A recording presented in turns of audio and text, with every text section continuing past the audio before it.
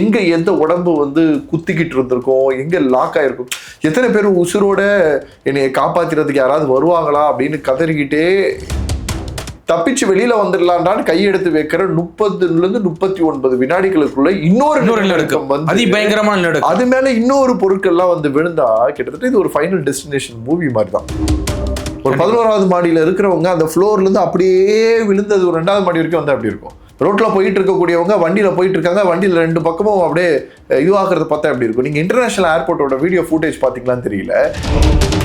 அந்த அம்மாவை வந்து இந்த சேர் எல்லாத்தையும் அகத்திட்டு அந்த அம்மாவை நம்ம வெளியில எடுக்கும் போது அந்த அம்மா கை வந்து இப்படிதான் இருக்கு. எப்படின்னா அந்த கையை அணைச்ச மாதிரி குழந்தை ஒரு 9 மாசத்துல இருந்து 1 வருஷத்துக்குள்ள இருக்கக்கூடிய குழந்தைய உள்ள வச்சிருக்காங்க. அப்ப ஒட்டுமொத்த அந்த நாடே ரோட்ல நிக்குது. புதிய சிந்தனை நேயர்களுக்கு வணக்கம். இன்றைய சிறப்பு நேர்காணலில் நம்முடன் இருந்திருக்கும் சிறப்பு விருந்தினர், கல்வியாளர் மற்றும் சமூக செயற்பாட்டாளர் திரு ஹரிகிருஷ்ணன் அவர்கள். சார் வணக்கம். வணக்கம் பிரதர். இப்போ நம்ம பேசிட்டு இருக்க சமயத்தில் பார்த்தீங்கன்னா இன்னைக்கு உலக நாடே திரும்பி பார்க்குற அளவுக்கு இன்னைக்கு ஒரு சம்பவம் நடந்திருக்கு. வெனிசுலா நாட்டில் இரட்டை நிலநடுக்கம் ஏற்பட்டிருக்கு. கிட்டத்தட்ட பல லட்சம் பேரை காணா அப்படின்னு சொல்றாங்க.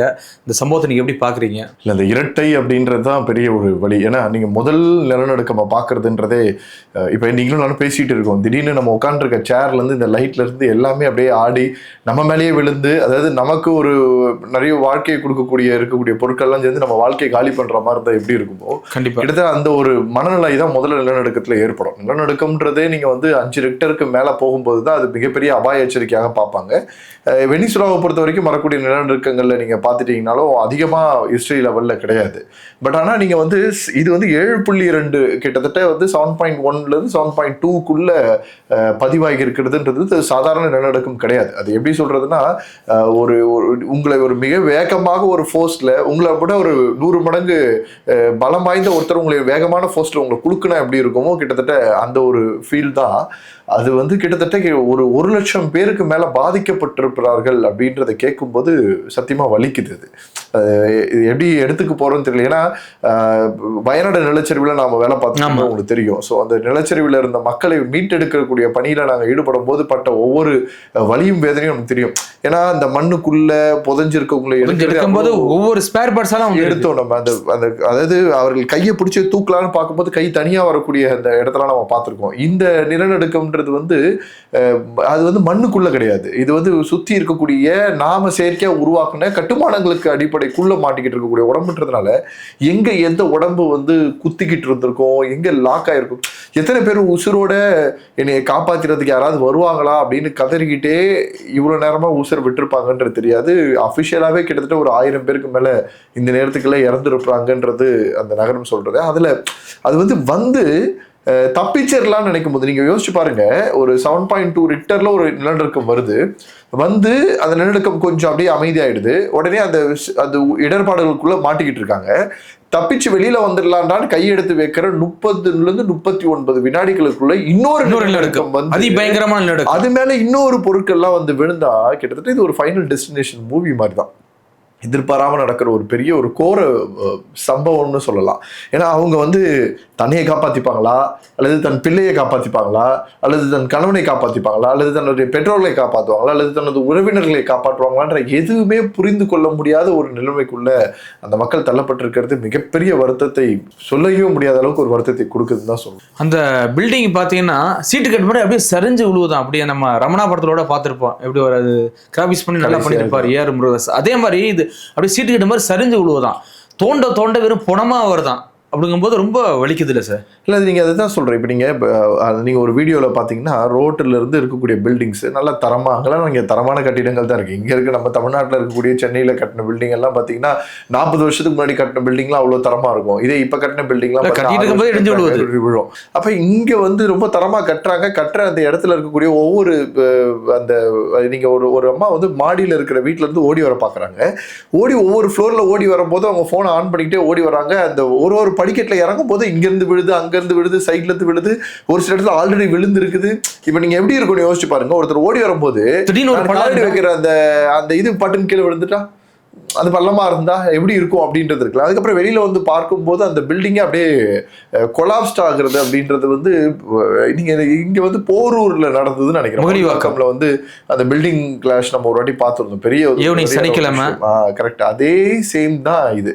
ஆனா அங்க வந்து மனுஷங்களே இல்லாம ஒரு விஷயங்கள்ல நீங்க சொல்றீங்க. இது வந்து மனிதர்கள் வாழ்ந்துட்டு இருக்கக்கூடிய உள்ள எத்தனை உசுர்கள் இருக்குன்னு தெரியாத ஒரு நேரத்துல நடக்கிறதுன்றது வந்து அதிபயங்கரமான ஒரு விபத்து இது. ஸோ அந்த நாடே வந்து இப்போ வந்து அவசர பிரகடனம் தெரிவிச்சிருக்கு அப்படின்னு நினைக்கிறேன்.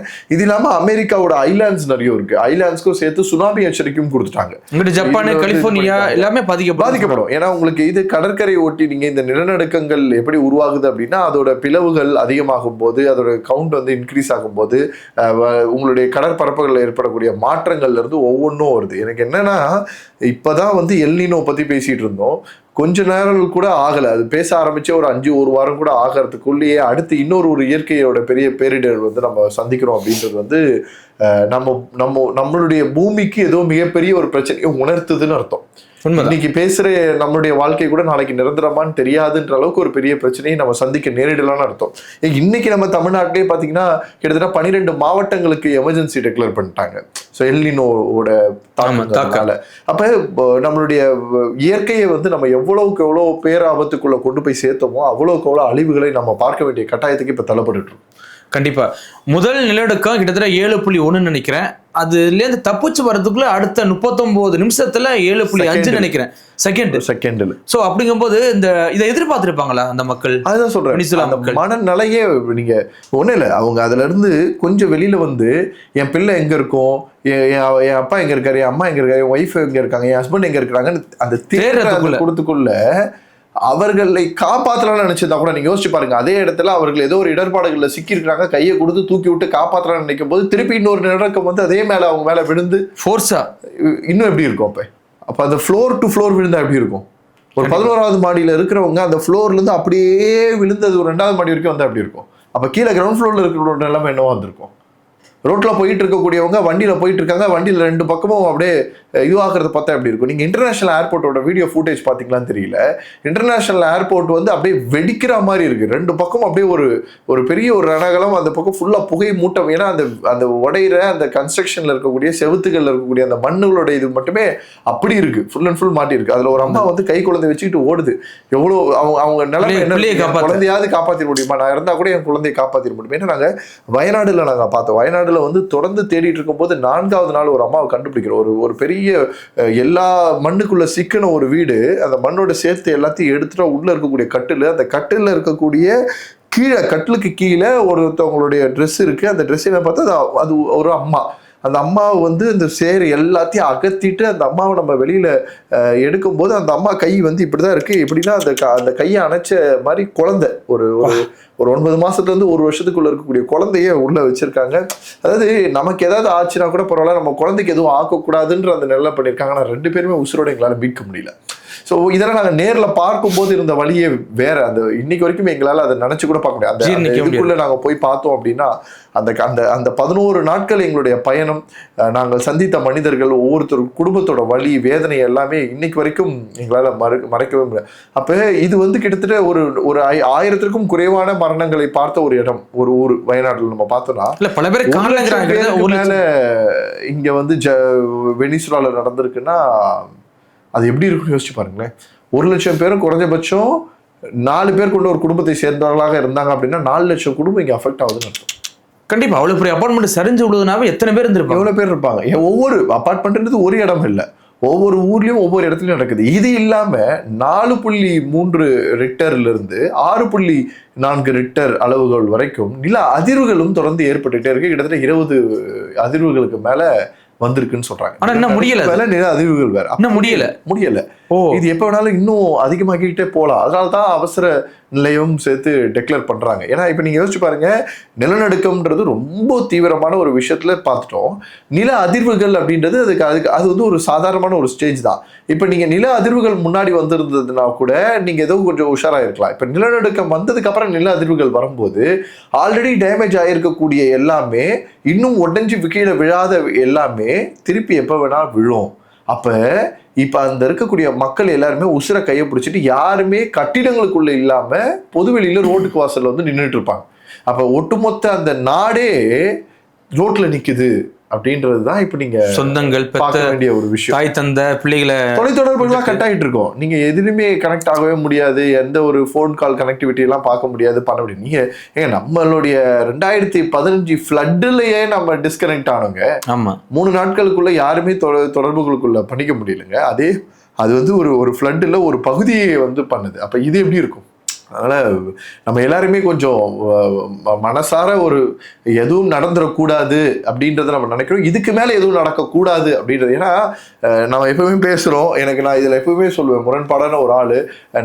நான் தமிழன், நான் வந்து சென்னைக்காரன், நான் மதுரைக்காரன், நான் தமிழ்நாட்டுக்காரன், எல்லாருமே மனிதர்கள். அவ்வளவுதான். இந்த உலகத்துல எங்க பிறந்தா என்ன, எல்லாமே குழந்தை. எங்க போனாலும் உயிர் தான், இங்க போனாலும் உயிர் தான். எல்லாருமே உயிர் தான். அதனால அது உயிராக பார்த்தா நமக்கு கூட பிறக்காத அண்ணன் தம்பிகள் தான் எல்லாருமே. அப்படி பார்த்தோம்னா இந்த உலகத்துல எல்லாரையுமே நம்ம உடன் பிறக்காத மனிதர்களாக நம்ம பார்க்கணும் அப்படின்றது நம்ம என்றோம். ஸோ அவங்க நல்லபடியாக இதில் மீண்டு வர்றதுக்கு நம்மளால என்ன, எனக்கு வந்து இப்போ ஒருவேளை ஏர்போர்ட் இருந்து என்கிட்ட ஃபினான்ஷியலி ஸ்ட்ரென்த் நான் கிளம்பி போயிட்டு அங்கேயே ஒரு மாசம் இருந்தாலும் தங்கியிருந்து வாலண்டியரிங் பண்ணுவேன்.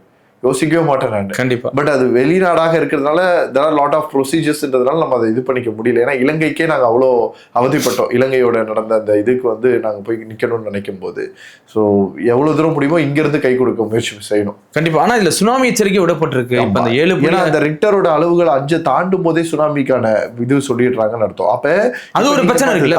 நீங்க பார்த்தது நிலநடுக்கம்ன்றது பூமியிலிருந்து ஏற்படக்கூடிய ஒரு விஷயம். இப்ப கடல்ல இருந்து ஏற்படக்கூடிய நிலநடுக்கம் சுனாமியாக மாறும். அப்ப கடல்ல இருந்து ஏற்படக்கூடிய நிலநடுக்கம் சுனாமியாக மாறும்போது அது வந்து 30 இருந்து 40 அடி உயரத்திற்கு அலைகளாக மேலே எழும்பும் போது அப்ப 20 ஃப்ளோர்ல இருக்கக்கூடிய வீடு கூட தரைமட்டமாயிடும். அப்ப இது வந்து இப்ப நீங்க எப்படி சொல்லலாம்னா நம்ம பஞ்சபூதங்களாக பிரிக்கிறோம்னு வச்சுக்கோங்களேன். நிலம், நெருப்பு, காற்று, ஆகாயம் சொல்லி எல்லாத்தையும் நீங்க பிரிக்கிறீங்க, நீர் எல்லாத்தையும் பிரிக்கிறீங்கன்னா இது வந்து பாத்தீங்கன்னா உங்களுக்கு பூமி சார்ந்து நடந்துச்சா, இது வந்து நீர் சார்ந்து நடக்கும்போது அதோட எஃபெக்டும் இன்னும் வேற. இப்ப நீங்க இதுல நில அதிர்வுகளும் வரும், அழிவுகளும் வரும், உடையறதும் வரும். மக்களால காப்பாற்றப்படுறது ரொம்ப ரேர். இங்க நீங்க நீர் மூலியமா நடக்கிற சுனாமி மாதிரியான நம்ம 2004-05 நம்ம நடந்த தமிழ்நாட்டில் நடந்த சுனாமி உங்க எல்லாருக்குமே தெரியும். ஏன்னா அதோட அந்த அந்த அலை ஒண்ணு பண்ண முடியும். அவ்வளோ வலி இன்னைக்கும் நம்ம கொண்டாடிட்டு இருக்கோம். அந்த அந்த அந்த அந்த அந்த யாருக்கும் நடந்துடக்கூடாதுன்னு ஒவ்வொருத்தரும் நம்ம கொண்டாடுன்னு சொல்லக்கூடாது, வேண்டிக்கிட்டு இருக்கோம். ஒவ்வொரு மனிதர்களுக்கும் இன்னொரு வாட்டி அந்த நிலைமை வந்துடக்கூடாது. எத்தனை பேர் உசிரை இழந்தாங்க அப்படின்னு நினைக்கிறோம். அதான் சொல்றேன், தனக்கு வந்தாதாண்டா வலின்னு இல்லாத இருங்க. எங்க நடந்தாலும் அது வலிதான், வேதனை தான். அது நம்ம அவங்கள அட்லீஸ்ட் அதுல இருந்து வெளியில வரதுக்கு நம்ம என்ன செய்ய முடியுமோ அதை நம்ம நினைக்கணும்னு நம்புறேன். கண்டிப்பா சார். மிக்க நன்றி சார். தேங்க்யூ.